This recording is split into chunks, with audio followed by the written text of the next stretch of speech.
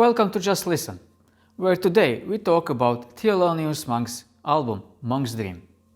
This was Thelonious Monk's debut for Columbia Records in 1963. Some tracks are new, some are previously recorded for Riverside Records, with whom Monk recorded for 5 years. Heralded as one of the finest late bop albums, Monk's Dream shows Thelonious Monk quartet in great spirit. Thelonious Monk on piano, Charlie Rouse on tenor saxophone, John Orr on bass, and Frankie Dunlop on drums. Are so like-minded when playing that melodies and rhythm always appear as a performance of the same mind and body. The album starts with the title composition, Monk's Dream. It has a very Caribbean-influenced composition. It became a standard long time ago, with notable performances by Chick Corea, Brad Mello, Joe Henderson, and many others throughout the years. At the time it was released on this album, though, jazz listeners were a little tired of bop at the beginning of the 60s. Add to that Monk's music hides many intricate layers not easily discerned upon first listen or two, and the popularity for average jazz fan at the times was not very strong for this album. Time, though, made correction to that. So today, Monk's music and his albums, and this album as well, is considered golden in its value for jazz development and is sure a great pleasure to listen to.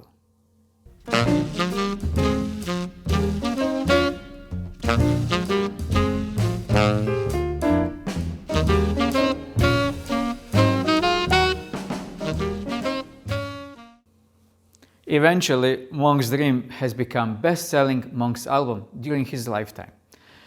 It also all earned him cover of Time magazine in 1964 with the title The Loneliest Monk.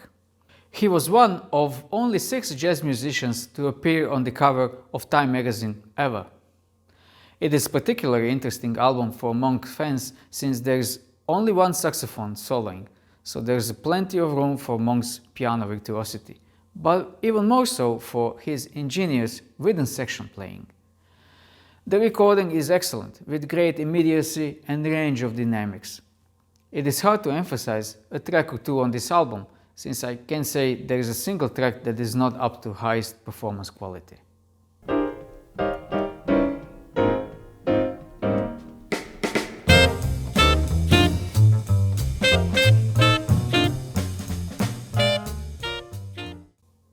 Even solo tracks by Monk, where his piano is stretched across the whole soundstage, sound vivid and fresh. Not too long and full of personal spins and up and downs in rhythm, on well-known standards. Just listen to him performing Johnny Green's Body and Soul. Monk's piano is recorded so well, it's right there in front of you, despite 60 years of difference. Monk radically reharmonized this standard, bringing new angular motifs into composition.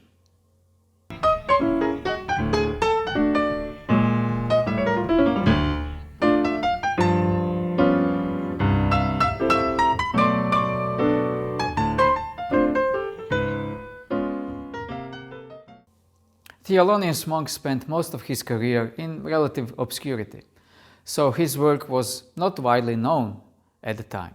His inventiveness came into appreciation through time, and today we see him as one of the greatest innovators of jazz. Another gem on this album is Five Spot Cafe, a cafe where Monk had a gig when he recorded this song for the first time.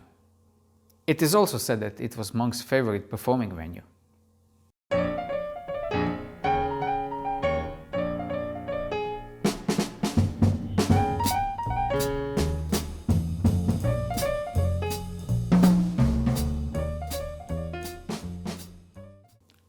In 1998, Clint Eastwood's production company Malpaso made a documentary called Thelonious Monk, Straight No Chaser.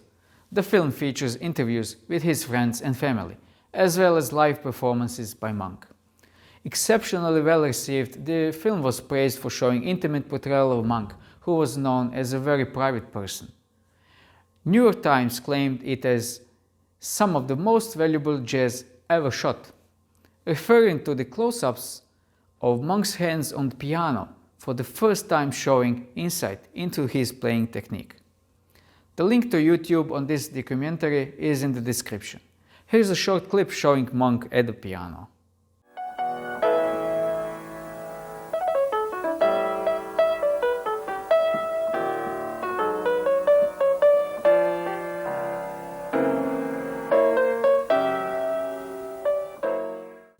Hope you enjoyed this short overview of one of the treasured albums of the jazz history.